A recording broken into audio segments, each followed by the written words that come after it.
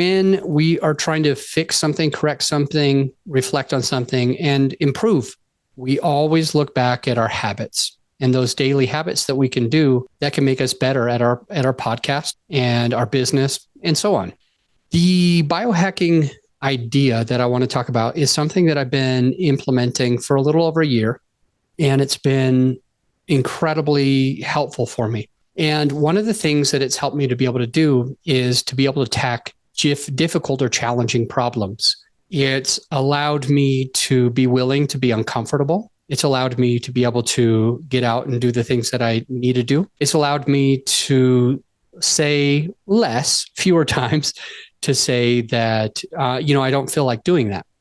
And what we're talking about is something called cold exposure. And there's quite a bit of benefits to you as a podcaster, or just as a human, really, that can come from some type of cold exposure. One of the things that I use cold exposure for is when I'm going to have a meeting and, for example, a podcast episode that I'm going to be putting out, or a meeting with a potential client, and I feel a little worn out or tired, for example, and I've found that I feel amazing after a little bit of cold exposure.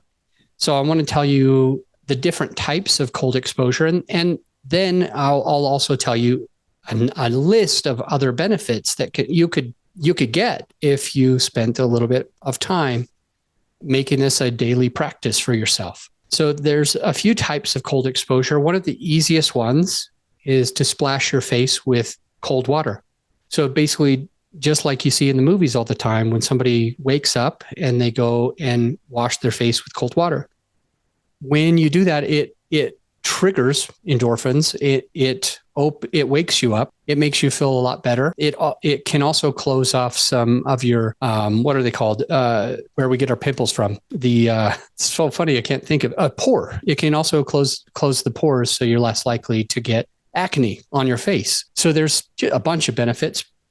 Cold exposure, the beginning number would be the easiest. It would be just get in your face a little bit of cold water. Maybe a step 2 would be actually just to get a big bowl and put ice and water in it, and to put your face in that, or to grab one of your a cold rag or a ice pack from your freezer and put that on your face. If you want to go a step further, a little bit harder, you could actually get in a cold shower. You could jump in a shower and you could turn it on completely cold. A couple ways to do this is, one, let the water warm up, take your hot shower, and then turn it to cold at the very, very end, and see if you can last for 10 seconds or 20 seconds or 1 or 2 minutes.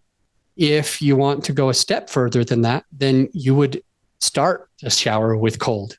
So you might go straight into the shower before it has a chance to warm up, turn it all the way hot, jump in, and the cold is going to hit you unless somebody has warmed it up for you. The cold's going to hit you first, and then it'll warm up. Another option that I've been doing is you turn the water on complete cold, and you try that for a minute or 2, and then you turn it to hot. Of course, it's going to take a little while to warm up if no one else warmed it up. So you get that extra minute or 2. And you could also go to cryotherapy. Cryotherapy blows this super duper cold mist on you.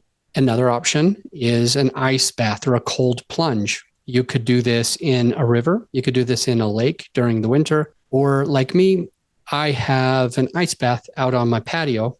And this morning when I did it, it was 35 degrees, very, very brisk. And I spent about 4 minutes in there.